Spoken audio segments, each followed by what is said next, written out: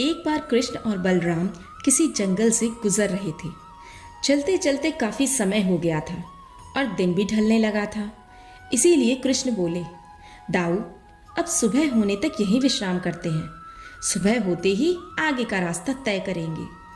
बलराम बोले, कान्हा, पर इस घने जंगल में हमें खतरा हो सकता है। यहाँ सोना उचित नहीं होगा।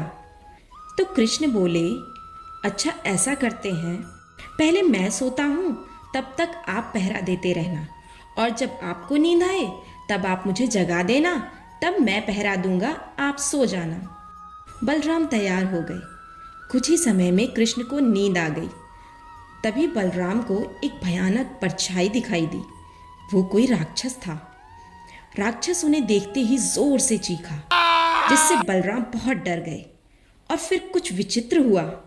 बलराम का आकार कुछ छोटा हो गया और राक्षस और विशाल हो गया। उसके बाद राक्षस दोबारा चीखा और फिर वही हुआ। बलराम डर के कांप उठे। अब बलराम और छोटे हो गए और राक्षस और विशालकाय। इससे राक्षस और बलवान महसूस करने लगा और बलराम की ओर बढ़ने लगा। राक्षस को अपनी तरफ आता देख भयभीत बलराम जोर से कृष्ण का नाम लेकर चीख पड़े और चीखते हुए बेहोश होकर गिर पड़े। बलराम की आवाज़ सुनकर कृष्ण उठे और बलराम को सोता देख उन्होंने सोचा, बलराम थक गए होंगे और सोने से पहले उन्हें आवाज़ दी होगी। अब कृष्ण पहरा देने लगे। कुछ देर बाद वही राक्षस कृष्ण के सामने आया और जोर से चीखा। कृष्ण बिना घबराए मुस्कुराकर बोले, तुम इस तरह क्यों चीख रहे हो? तुम्हें क्या चाहिए? इस बार साहस के कारण कृष्ण का आकार कुछ बढ़ गया और राक्षस का कुछ घट गया था। राक्षस को पहली बार ऐसा कोई मिला था जो उससे डर नहीं रहा था। घबराहट में वह दोबारा जोर से चीखा। इस बार भी कृष्ण की निडरता से उनका आकार और बड़ा हो गया, जबकि राक्षस पहले से भी छोटा हो गया था। आखिर में अंतिम प्रयास कर राक्षस पूरी ताकत से चीखा, पर कृष्ण उठे और मुस्कुराकर बोले, बताओ तो तुम्हें क्या चाहिए? अब तो राक्षस सिकुड़कर बिल्कुल छोटा हो गया।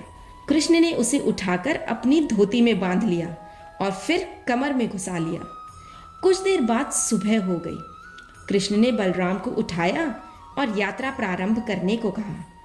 तभी रास्ते में बलराम ने कृष्ण से कहा, पता है कान्हा, कल रात को क्या हुआ था? एक भयानक राक्षस हमें मारने के लिए आया था। तभी कृष्ण ने अपनी कमर में बंधे राक्षस को हथेली पर रखकर दिखाया और कहा, क्या यही था वो राक्षस? बलराम हैरान होकर बोले, हाँ कान्हा, यही था, पर कल रात तो इसका आकार बहुत विशाल था। ये इतना छोटा कैसे हो गया? इस पर श्री कृष्ण ने समझाते हुए कहा, दाऊ, यह राक्षस असल में हमारे जीवन में आने वाली चुनौतियां हैं। अगर हम इनसे घबरा जाते हैं, इन्हें टालने की कोशिश करते हैं, तो ये और बड़ी हो जाती हैं और हमें नियंत्रित करने लगती हैं।